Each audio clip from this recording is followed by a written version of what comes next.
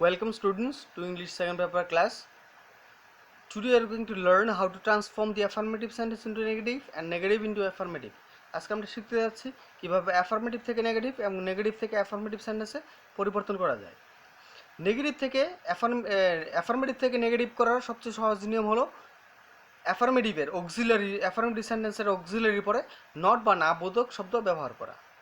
অবশ্যই আমাদের একটা মনে রাখতে হবে, নেগেটিভ সব সেন্টেন্সে অবশ্যই নট বা না বোধক শব্দ একটা থাকতে হবে।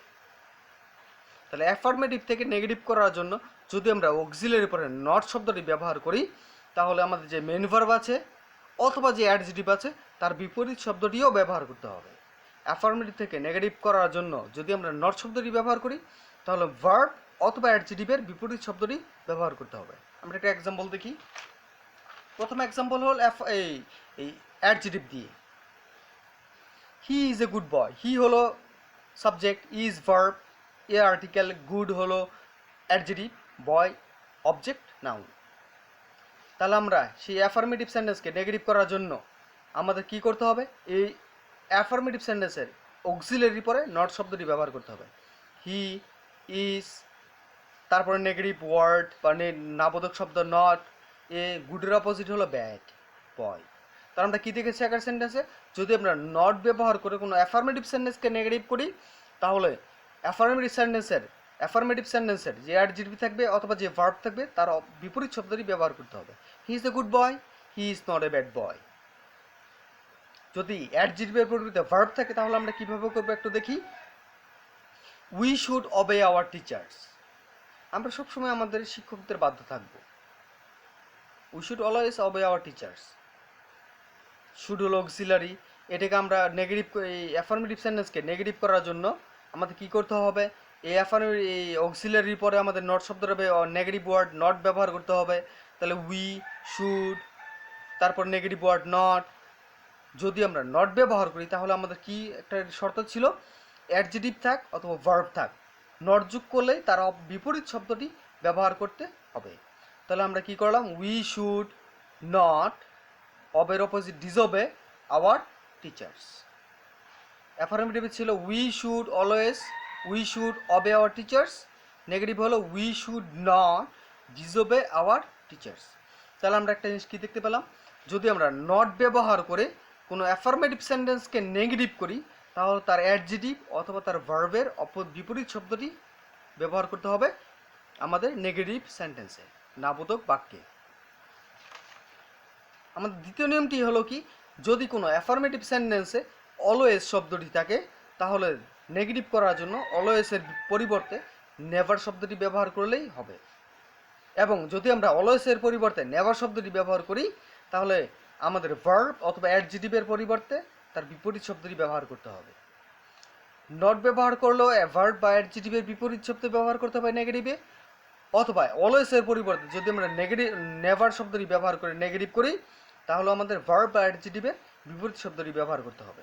আমাদের একটা জিনিস মনে রাখা অবশ্যই দরকার, নেগেটিভ করার জন্য আমরা নট ব্যবহার করি অথবা নেভার ব্যবহার করি, আমাদের ভার্ব বা অ্যাডজেক্টিভের বিপরীত শব্দই অবশ্যই অবশ্যই অবশ্যই ব্যবহার করতে হবে। আমরা একটা এক্সাম্পল দেখি please. We will always remember our relatives. আমাদের আত্মীয়দের সবসময় মনে রাখবো। We will always remember our relatives. এটাকে নেগেটিভ করার জন্য আমরা আগের নিয়মে কি দেখেছি? অলওয়েজ থাকলে নেভার শব্দটি ব্যবহৃত হবে। তাহলে উই উইল, অলওয়েজের পরিবর্তে নেভার, এবং নেভার শব্দটি ব্যবহার করলে আমাদের শর্ত কী ছিল? যে মেন ভার্ব থাকবে তার বিপরীত শব্দটি ব্যবহার করতে হবে। রিমেম্বার মনে রাখা, তার অপোজিট হলো ভুলে যাওয়া, ফরগেট। তাহলে উই উইল অলওয়েজ রিমেম্বার, তার বিপরীত হলো উই উইল নেভার ফরগেট, ভুলে যাওয়া রিলেটিভস। আমরা সবসময় আমাদের আত্মীয়দের মনে রাখবো, আমরা কখনোই আমাদের আত্মীয়দের ভুলে যাব না। তাহলে অলওয়েজের পরিবর্তে নেভার ব্যবহার করলে ভার্বের বিপরীত শব্দটি অবশ্যই অবশ্যই আমাদের নেগেটিভ নাবোধক বাক্যে ব্যবহার করতে হবে। আমরা তারপর নিয়মটি দেখি। যদি অ্যাফার্মেটিভ সেন্টেন্সে অ্যালোন শব্দটি থাকে, তাহলে সেই সেন্টেন্সকে নেগেটিভ করার জন্য অ্যালোন শব্দের পরিবর্তে নানবার শব্দটি ব্যবহার করব এবং বাকি সব ঠিক থাকবে। আমরা একটা উদাহরণ দেখি। He alone can do the work. সেই একমাত্র কাজটি করতে পারে। তার আমাদের শর্ত কি ছিল, অ্যালন যদি আমাদের অ্যাফার্মেটিভে থাকে তাহলে নেগেটিভে আমরা নান বাট শব্দটি ব্যবহার করব, নান বাট। অ্যালনের পরিবর্তে দিলাম none but he can do the work. যদি অ্যাফার্মেটিভ সেন্টেন্সে অ্যালন শব্দটি থাকে তাহলে নেগেটিভ করার জন্য অ্যালন শব্দের পরিবর্তে আমরা নান বাট শব্দটি ব্যবহার করব এবং বাকি সব সেন্টেন্সের বাকি অংশ একই থাকবে। তাহলে অ্যালনের পরিবর্তে none but he can do the work. তাহলে আমরা কি দেখতে পেলাম, যদি অ্যাফার্মেটিভ সেন্টেন্সে অ্যালন থাকে তাহলে সেটাকে নেগেটিভ করার জন্য আমরা নান বাট শব্দটি ব্যবহার করব। তারপরটা হলো, নিয়মটি হলো, যদি অ্যাফার্মেটিভ সেন্টেন্সে অনলি থাকে এবং অনলি শব্দ দিয়ে যদি মানুষ বোঝানো হয়, মানুষ, তাহলে সেই সেন্টেন্সকে নেগেটিভ করার জন্য আমাদের অনলি শব্দের পরিবর্তে নান বাট শব্দটি ব্যবহার করতে হবে। অনলি শব্দের বিপরীতে নান বাট, যদি অনলি শব্দ দিয়ে মানুষ বোঝানো হয়। আমরা একটা উদাহরণ দেখি। Let us have a glance at another example. Only he will win the game, একমাত্র সেই খেলাটা জিতবে। যদি এরকম থাকে, আমাদের নিয়ম কি ছিল, অনলি শব্দের পরিবর্তে আমরা কি ব্যবহার করব, নান বাট শব্দটি। অনলি শব্দের পরিবর্তে আমরা নান বাট ব্যবহার করব এবং বাকি সব ঠিক থাকবে। Only he will win the game, অনলির পরিবর্তে অ্যাফার্মেটিভ সেন্টেন্সে যদি অনলি থাকে এবং অনলি দিয়ে মানুষ বোঝানো হয়, অনলি দিয়ে কাকে বোঝাচ্ছে, হি, একমাত্র সে। তাহলে অনলি দিয়ে যদি মানুষ বোঝানো হয় তাহলে সেই বাক্যকে বা সেন্টেন্সকে আমরা নেগেটিভ করার জন্য অনলির পরিবর্তে নেগেটিভ শব্দ নান বাট ব্যবহার করতে হবে। তাহলে অনলির পরিবর্তে none but he will win the game. তাহলে অনলি দিয়ে যদি মানুষ বোঝানো হয় সেই সেন্টেন্সকে নেগেটিভ করার জন্য নান বাট ব্যবহার করলেই আমাদের সেটি নেগেটিভ সেন্টেন্সে পরিণত হবে। আমাদের অনেকের প্রশ্ন থাকতে পারে যে যদি অনলি শব্দ দিয়ে মানুষ না বুঝিয়ে অন্য কিছু বোঝানো হয়, অ্যানিম্যালস, পশু পাখি বোঝানো হয়, ইনসেক্টস, পোকামাকড় বোঝানো হয়, অথবা অবজেক্ট, বস্তু যদি বোঝানো হয়, তাহলে আমাদের কি করতে হবে, দিস আর থিংস, এই তাদেরকে এক কথায় বলে things. Living things, insect, animal, তার লিভিং থিংস। আর অবজেক্ট, চেয়ার, টেবিল, কাঠ, fan, TV, object. Non living things, এটা হলো living things, non living things, কিন্তু তারা থিংস। যদি অনলি দিয়ে মানুষের অন্য কিছু বোঝানো হয়, কোনো জিনিস বোঝানো হয়, তাহলে তা আমাদের ব্যবহার করতে হবে নাথিং বাট, নাথিং বাট। যদি অনলি দিয়ে মানুষ বোঝায় তাহলে নান বাট, অনলি দিয়ে যদি মানুষ ছাড়া অন্য কোনো পশু পাখি অথবা অবজেক্ট, জিনিসপত্র বোঝায়, তাহলে তার পরিবর্তে আমরা নেগেটিভ সেন্টেন্সে নাথিং বাট ব্যবহার করবো এবং বাকি সব ঠিক থাকবে। আমরা একটা উদাহরণ দেখি প্লিজ।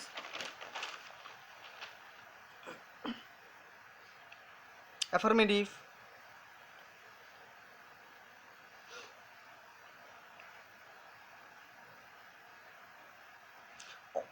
অনলি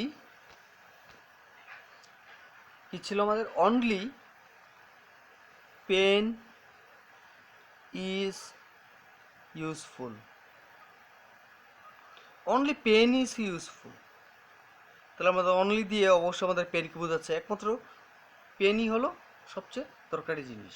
তাহলে অনলি দিয়ে the word only refers to object pen. তাহলে পেন যেহেতু মানুষ না, তাহলে আমাদের নেগেটিভ করার জন্য অনলির পরিবর্তে যদি অনলি দিয়ে মানুষ ছাড়া কোনো অবজেক্ট, বস্তু বোঝানো হয়, whether that is living things or unliving things, যদি থিংস বোঝানো হয়েছে তাহলে আমাদের অবশ্যই আমাদের নাথিং। অনলির পরিবর্তে যদি অনলি শব্দ দিয়ে মানুষ ছাড়া অন্য কিছু বোঝানো হয় তাহলে অবশ্যই আমাদের অনলির পরিবর্তে নাথিং বাট শব্দটি ব্যবহার করতে হবে, বাকি সব ঠিক থাকবে। Nothing but pen is useful. তার আমরা কি দেখতে পেলাম, যদি অনলি শব্দ দিয়ে মানুষ ছাড়া অন্য কিছু বোঝানো হয় তাহলে অনলির পরিবর্তে আমরা নেগেটিভ করার জন্য, সেই অ্যাফার্মেটিভ সেন্টেন্সকে নেগেটিভ করার জন্য অনলির পরিবর্তে নাথিং বাট শব্দটি ব্যবহার করব। তারপরে একটা নিয়ম আমরা দেখি প্লিজ। যদি অনলি শব্দ দিয়ে কি বোঝানো হয়, আমাদের সংখ্যা, অথবা বয়স। যদি অনলি শব্দ দিয়ে কোনো সংখ্যা বা বয়স বোঝানো হয়, প্রথম হলো অনলি দিয়ে মানুষ, তাহলে নান বাট। অনলি দিয়ে জিনিসপত্র, অ্যানিম্যালস, ইনসেক্ট, অবজেক্ট, মানুষ ছাড়া অন্য কিছু বুঝাইলে nothing but.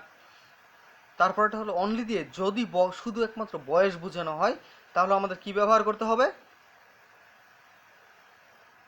Not more than. Not more than. তাহলে যদি অনলি শব্দ দিয়ে আমাদের সংখ্যা বোঝায় বা বয়স বোঝায়, তাহলে তার পরিবর্তে আমরা নট মোর দেন ব্যবহার করলেই হয়ে যাবে। If the word only refers to only the number or the age, instead of the word only, we have to word the group of words not more than. এই শব্দগুচ্ছকে ব্যবহার করলে হয়ে যাবে। আমরা একটা এক্সাম্পল আমরা please let us have a glance at another example. Affirmative যেমন হলো my brother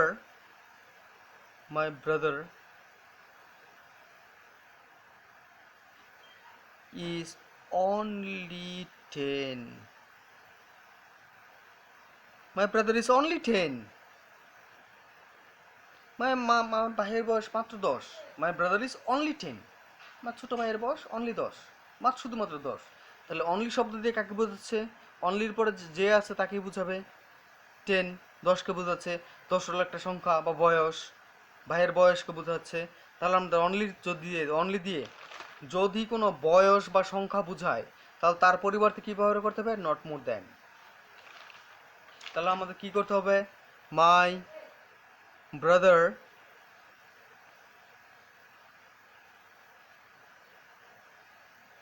ইজ, অনলি শব্দ দিয়ে যদি সংখ্যা বোঝায় বা বয়স বোঝায়, তাহলে তার পরিবর্তে not more than. Not more than 10. My brother is only 10, only শব্দ দিয়ে বয়স বা সংখ্যা বোঝাচ্ছে, তাহলে আমাদের যদি অনলি শব্দ দিয়ে বয়স বা সংখ্যা বোঝায়, তাহলে তার পরিবর্তে আমাদের ব্যবহার করতে হবে not more than. My brother is only 10, তাহলে কী হবে? সেটা যদি আমরা অ্যাফার্মেটিভ সেন্টেন্সকে নেগেটিভ করি, my brother is not more than 10। অনলির পরিবর্তে আমরা ব্যবহার করলাম not more than. Thank you students. আমরা অবশ্যই আমাদের এই এক্সাম্পলের দিকে চোখ রাখবো। আমাদের যে সমস্ত এক্সাম্পল ছিল, আমাদের যে স্ট্রাকচার ছিল, সেই স্ট্রাকচারটা অবশ্যই আমরা আমাদের খাতায় বা কাগজে লিখবো, একটা ফ্রেশ কাগজে, এবং সেটাকে আমাদের পড়ার টেবিলের সামনে অবশ্যই ঝুলিয়ে রাখতে হবে, এবং মিনিমাম 1 মাস পর্যন্ত দিনে 2-3 বার করে রিডিং দিতে হবে। নেগেটিভ থেকে অ্যাফার্মেটিভ করার আর কয়েকটা নিয়ম আছে, যেগুলো আমরা আমাদের পরবর্তী বা নেক্সট ক্লাসে আমরা অবশ্যই শিখব। এবং আমরা যদি আমাদের বই খুলি, ট্রান্সফরমেশন অফ সেন্টেন্সের যদি এই টপিকের মধ্যে আমরা যাই, তাহলে আমরা অবশ্যই সেই জায়গায় দেখতে পাবো নেগেটিভ এবং অ্যাফার্মেটিভ সেন্টেন্স, এবং সেই জায়গায় অবশ্যই আমাদের জন্য অবশ্যই এক্সারসাইজ আছে। সেই সমস্ত এক্সারসাইজগুলো আমরা বাসায় প্র্যাকটিস করব। Thank you students, please, God bless you.